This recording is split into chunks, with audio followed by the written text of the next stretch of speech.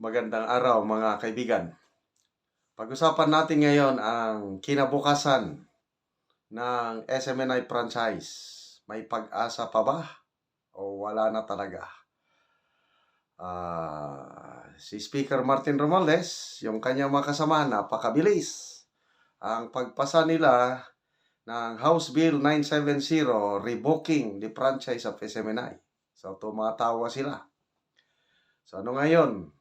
Kanino ang huling halakhak? May pag-asa pa ba ang SMNI franchise o wala na? Okay, i-advertise ko lang, mayroon pa tayong available na stock ng dark chocolate.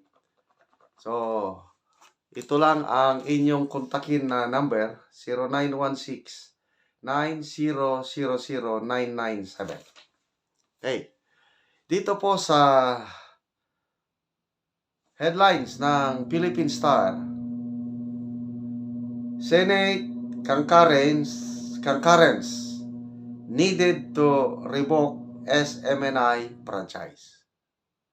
Dahil bicameral tayo, kahit anong House Bill na maipasa sa mga congressman, pag hindi aprobahan ng Senado, walang mangyayari. Kaya yun po ang kagandahan nitong present system natin na bicameral. May check and balance. Kasi kung walang Senado, wala na. The end has come to SMNI. But then, kahit gaano kabilis yung pagpasa ng mga congressman, yung House Bill revoking, wala na. Ni-revoke, ni-nullify na nila ang prangkisa ng SMNI. Mabuti na lang at may Senado pa tayo na aasahan. So, kailangan ng concurrence. Dapat oo din ang Senado. Okay, so napakabilis po. Naging priority bill ng Kongreso ang pagpasa ng House Bill na inolify. How about sa Senado? Priority ba ng Senado na ipasa ang isang bill na mag-nullify, mag-revoke sa franchise ng SMNI? Yun po ang tanong. Okay, so dito sa SMNI News, ang usapin sa SMNI franchise, maribak ba hindi, it will be in accordance with the usual legislative route, lawmakers said yesterday. Hindi po priority. Okay? Hindi po katulad sa House of Representatives na ang bilis, parang marathon. Tinapos nila kagad. Sa Senado ay hindi. Yung usual, i-schedule pa nila. Okay? So,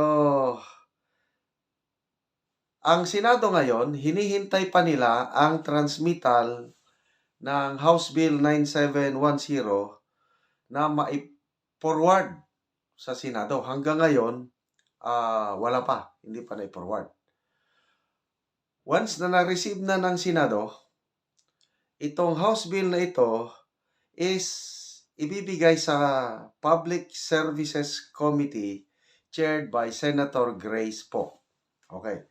So, ano ang pagkakakilala ko kay Senator Grace Poe? She's a very objective senator na kung ano ang tama, yun ang gagawin niya. Yan po ang tingin ko kay Senator Grace Poe. Hindi siya pressured by anybody. Okay? Kaya to me, may pag-asa na nakikita ko sa prangkisa ng SMNI dahil hindi nila hawak ang ilong ng mga senador. Sino yung nila? Excuse me. Ito yung mga grupo na gustong-gustong igurgor ang SMNI. Okay. Sabi ni Senator Grace po, kung ano ang mangyayari sa House Bill 9710 once na nakarating na sa kanila, depende daw sa Senate leadership. Pag idesisyon ng Senate leadership na gawin yung priority at i-schedule kaagad, yun talakayin. But kung hindi, wala. Maghintay siya ng schedule. Senator Fo, hindi niya priority. Hindi katulad kay Senator Hontiveros, na ang priority niya ang pagpa-arrest kay Pastor Kibuloy. Dito naman kay Senator Fo, usual lang.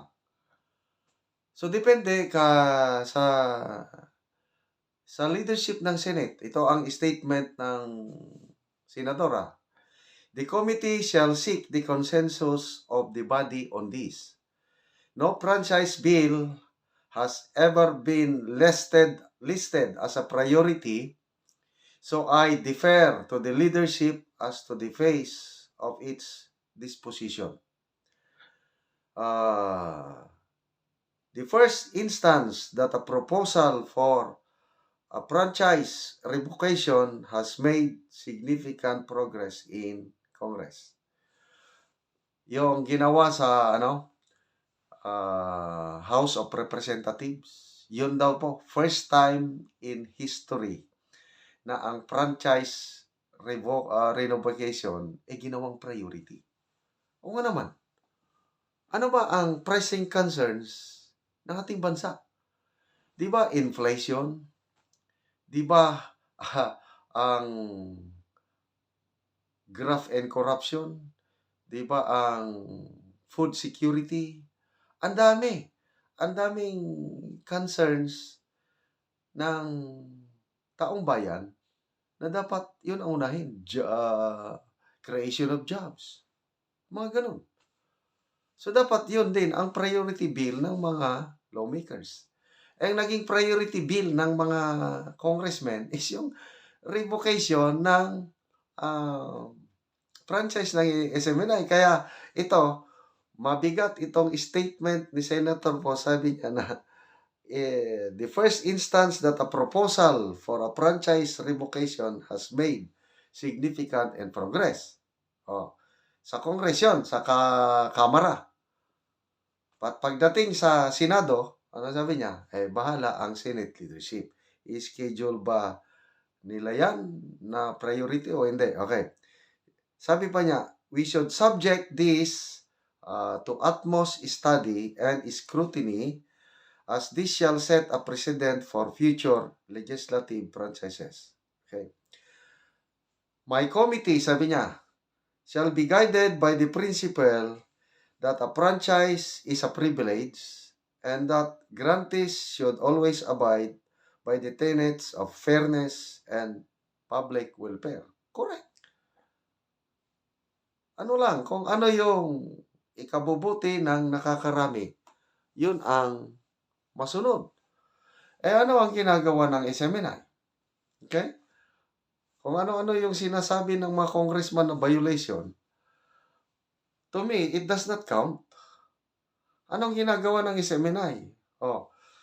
The largest contribution ng SMNI sa ating bansa, yung ito lang ang network na may tapang na ibulgar ang mga ginagawang kalokohan ng CPP-NPA. Alin sa mga ibang media networks, name it. Hindi ko na lang pangalanan. Kayo, alam nyo, ang dami ng mga nauna. Ano yung mga malalaking network? Naunang network na may tapang na labanan ang CPP-NPA. Nada. Wala. SMNI lang ang may bayag o yagba, balls. tumutulong ang SMNI sa gobyerno para once and for all, maalis na po itong salot sa lipunan na nagpahirap sa atin ng 54 long years. Yun po, that's public welfare. So ano ang isusukli ng gobyernong ito sa pagtulong ng SMNI sa security? Wala, ito. Priority ng mga congressman na iparibok ang franchise ng dahil ba sa Duterte. Sabihin na lang natin gano'n. Politically motivated ba ang pagparibok ng franchise? Tanong lang naman. But anyway, salamat po, Senator Grace po. Isa pa, Senator De La Rosa, member po ng committee na ito. And with Senator De La Rosa at iba pang mga independent-minded senator, I tell you, may pag-asa pang SMNI. Baka ang huling halakhak, alam nyo na, may iiyak, may luhaan dyan, yung atat na atat, mapahinto na ng tuluyan ang SMNI. Nagkakamali kayo dahil hindi nyo hawak ang ilong ng mga senador.